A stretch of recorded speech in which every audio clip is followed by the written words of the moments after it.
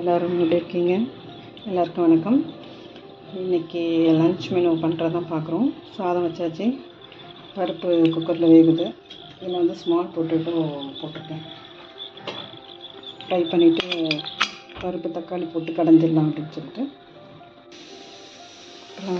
பருப்பு கடைச்சல் சொல்கிறோம் இல்லைங்களா, இதுக்கு புளி போடாமல் தக்காளி மட்டும் கொஞ்சம் எக்ஸ்ட்ரா போட்டு வெங்காயம், பூண்டு, பச்சை மிளகாய் எல்லாம் போட்டு அதை அப்படியே வந்து நம்ம இப்போ பருப்பில் போட்டுடலாம்.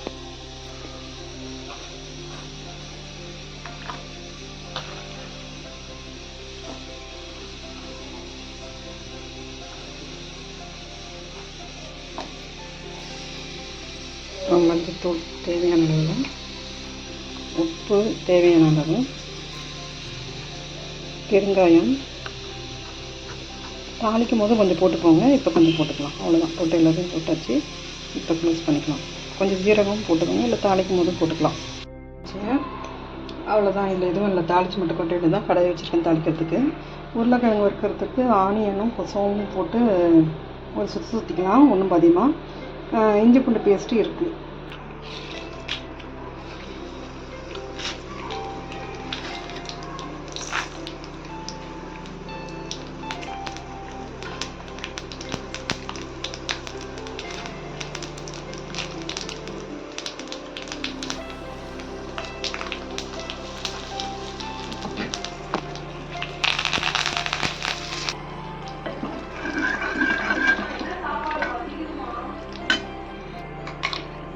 இப்போ வெங்காயம் சோம்பு போட்டு அச்சில் அரைச்சதை இதில் போட்டுக்கலாம். இஞ்சி பூண்டு பேஸ்ட்டு எடுத்து அதை எடுத்து வந்து போட போகிறேன். அதுலேருந்து இல்லைங்க, இஞ்சி பூண்டு பேஸ்ட் போட்டுக்கலாம். கொஞ்சம் கருவேப்பிலையும் போட்டுக்கலாம்.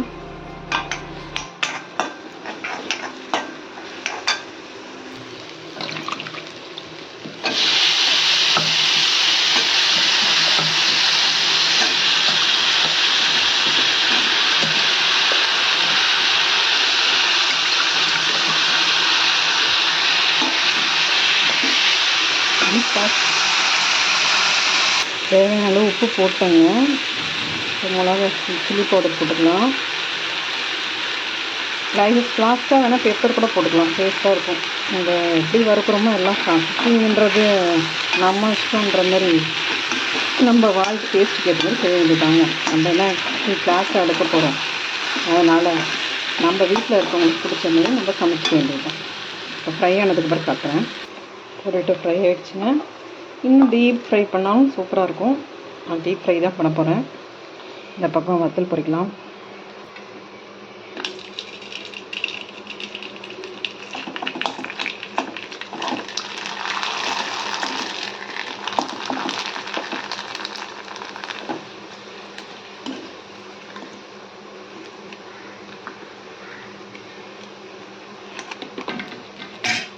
வத்தல் பொரிச்சாச்சு.